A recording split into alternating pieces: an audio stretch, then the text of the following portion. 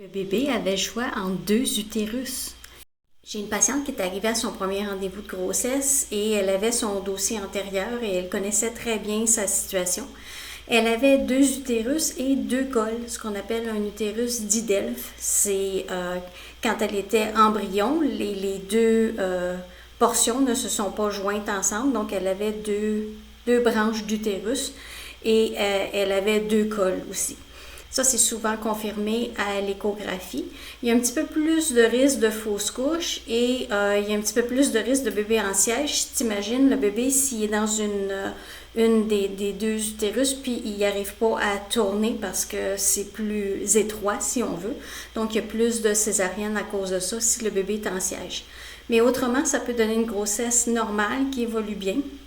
Il faut aussi surveiller la croissance du bébé par des échographies parce que le bébé a un utérus qui est plus petit. Durant notre visite de grossesse, j'ai fait 2 pap tests et j'ai vraiment écrit ceci n'est pas une erreur, col de gauche, col de droite. Cette patiente a 2 utérus et 2 cols, donc j'ai vraiment spécifié.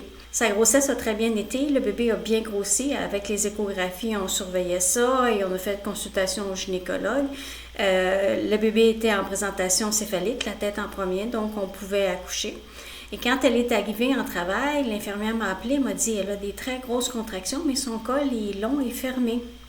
Fait que je lui ai expliqué, t'es peut-être pas dans le bon col, vérifie, elle a 2 cols et c'est probablement dans l'autre col que ça se passe.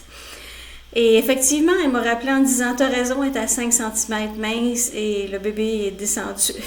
Donc elle touchait l'autre col. Et ma patiente a très bien accouché.